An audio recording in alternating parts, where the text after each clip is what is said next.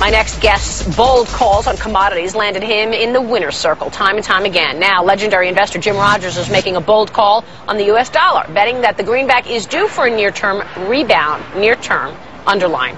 Jim joins me now with an exclusive interview to talk more about global markets and, importantly, where investors can make money around the globe. Great to see you. Maria, you know, it's interesting. I am long the dollar right now, more than I have been for 2 or 3 months.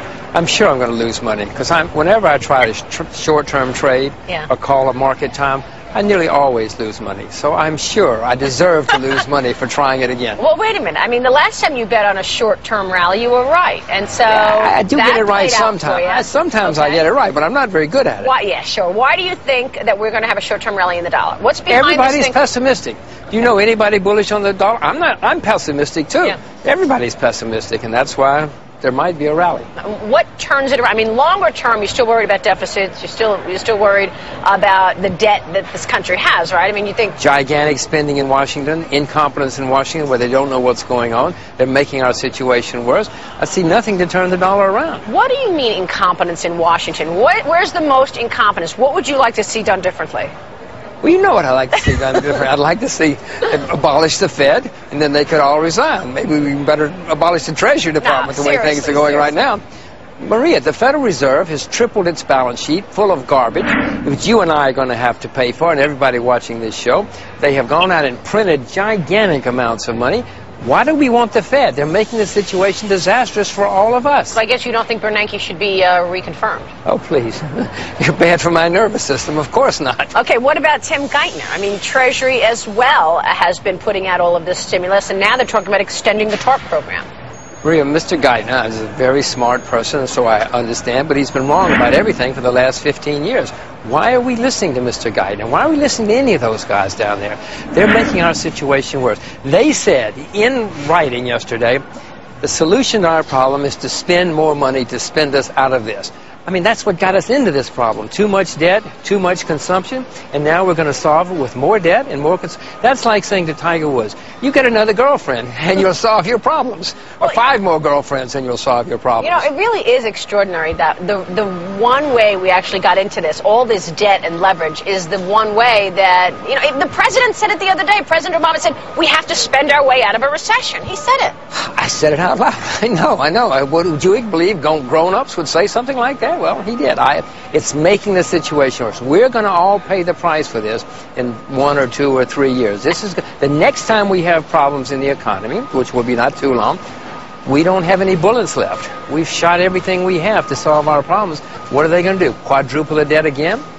Print more money? We don't have any trees left. So, we're running out of trees. So what are the major implications? Now, I want to ask you about Dubai. I want to ask you about Greece as well as Spain. Are you worried about the debt crisis going there? And tell me how this manifests itself. If, in fact, we are going to see implications. Well, Maria, we're going to have more currency turmoil. We're going to have currency crisis or semi-crisis. You already see Vietnam devalued last week. Brazil put on special taxes for currencies. You're seeing what's happening in Dubai. Greece is in trouble. Ukraine, Argentina, there are plenty of people that we can put to the list. Spain, Ireland. No, we're going to have currency turmoils. We're going to have more debt problems. And in the meantime, all everybody's done is printed money. And then what are they going to do when these problems really start giving us great turmoil? The sovereign debt fears really are growing. S&P put Spain on debt negative watch. Fitch cut its rating on Greek sovereign debt. Yesterday, David Patterson in New York does a press conference called Saving New York from Insolvency. New York is insolvent. What's the matter with Mr. Patterson? But listen, they put the U.S. on debt watch. They put the U.K. on debt. We all are in serious trouble. And, I mean, in Asia, they're still creditors. In the West, unfortunately, we're debtors. All right, so how do I invest in an environment where all of this gloom and doom and these headlines keep coming at me? Well, you asked about, you're talking about gold before. I own gold, as you know, but I'm not buying gold. I wouldn't buy gold. I mean, gold shot up. And whenever something shoots up, it probably will go down for a while. So if gold goes down some more, I hope I'm smart enough to buy some more. Other commodities are probably better, silver, agriculture. But also, I urge you to learn about foreign currencies because they're going to be great opportunities. What currency, if I don't want to own the dollar, what's the best foreign currency right now to own? Well, as I said, I think there might be a rally in the dollar, but I hope I'm smart enough to sell that dollar, or that rally. If it happens, I will probably buy, well, today I would buy yen or Swiss francs or Canadian dollars. That's where I'd start. Okay. That's where I'd start. And because if I had to. And you're not worried about those economies? I mean, I'm worried about all. I mean, you're going to buy the yen where Japan is? I'm worried about all economies, especially paper money. Paper money throughout the world is being printed everywhere. So all paper money is suspect. We may have to wind up with all of our money in commodities because there is no paper money that we can trust. I got to go through some of these investment ideas with you one by one. So let me first focus on gold.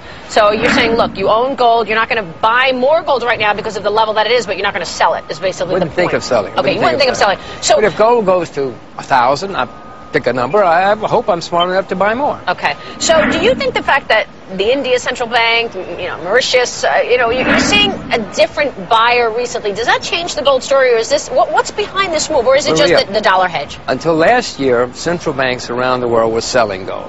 Now you have the opposite. They've stopped selling and they're starting to buy as well. That's a huge shift in the gold market, and many other people are worried about paper money as well. So I think gold will certainly go to a couple $1,000s over the next decade. I mean, that's not a very radical assumption. That's only 4, 5, 6% a year. It would have to go up. So I'm sure gold will be a great investment over the next decade. And you said you like silver. I'd rather own silver than gold. I own both right now, but silver is 70% below its all-time high. Gold is near its all-time high. So buy silver, buy palladium. Yeah. What about copper and things that are tied to the global economy, which, of course, you're concerned about? Well, I am, but I think I'd rather buy agriculture, just because agriculture is still so depressed. I mean, I own copper and the others, but I don't, copper's way up. Yeah. I don't like to buy things that are way, way up. So how do I buy agriculture right now? Am I doing this through a fund? I mean, tell me what the strategy is for agriculture. If you're good at, you can buy agricultural futures. If you're not, you can buy indexes. There are plenty of indexes that trade right here on the New York Stock Exchange. Agricultural indexes, you can buy. If you know good stocks, buy stocks. But Maria, become a farmer. That's what you should do. I'm maybe trying to get you to become a farmer. I like Go learn to drive a tractor. Yeah, I know, but look, I understand what you're saying, because I think that there are food shortages everywhere, and is that on the back of inventories of food are the lowest they've been in decades. Yeah. Not years, decades. We have a shortage of farmers eating. What about water, Jim? Do you like water? Water's a fabulous opportunity, spectacular opportunities. How do I get into water? Well, that's the hard part. There are companies in Asia which are dealing with the water problem. There's some here, but none of them are terribly cheap, at least not in the West. But there are water companies that are trying to deal with the problems. India has a horrible water problem. China does. China too, right? Yeah, go to the Southwest. In America, we have water problems too. Let's find a way to solve the problem, and you'll be very rich. So it's really, once again, this commodities. You have been so right on this commodities call for so many years. What turns this around? Eventually, prices will go up a great deal, a huge amount, and we'll have you'll become a farmer. You're going to learn to drive a tractor. When I become a farmer, means sell. At least you will be in the pits in Chicago, in the agricultural pits in Chicago.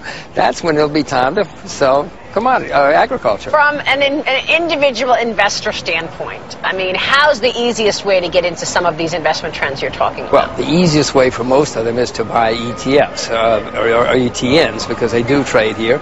Most people don't know about futures. Most people are not going to become farmers, no matter how much I bet you. You're not going to do it. Or the currency, there are ETFs on currencies that trade right here on the New York Stock Exchange. There's some that some of them. They trade on you can call up your broker and buy currencies. Do you own the commodities producer? Let me get to equities now. I do not. Do you own any stocks? Would you put any money in the U.S. market right now? No, I mean, the U.S. market's up 70% in the last 8 or 10 months. No, I don't like to buy anything like that. I'm skeptical of the economy going forward, and if the world economy gets better, commodities are going to be a great place because there are shortages developing. Maria, if the world economy doesn't get better, they're printing a lot of money. That's always good for real assets, and if the world economy doesn't get better, they're going to print a lot more money. So commodity, real assets are the place to be. Do you think we're seeing a bubble in some of these emerging markets? I mean, I know, you're living in Singapore, you are traveling all around, and you have seen the Asia growth story on the ground, and it is really alive. But people say, you know what, too much money has moved into these emerging markets, and it's a bubble. What do you think? I sold all of my emerging markets 2 years ago, except China, and they went down. They've come back up, but it's not a bubble yet. I mean, the Chinese economy is 1/10 the size of Europe and Asia. That's not a bubble. There'll be a bubble in China. There'll be bubbles in Brazil and other places, but not at the moment. Are you buying Brazil? Don't know. I'm not buying any stocks right now because everything has gone up so much. But just because they may be too high, that's different from a bubble. I mean, something can be too high priced. But a bubble is when everybody is buying it. And that's all people talk about. A lot of people are feeling that way about gold right now.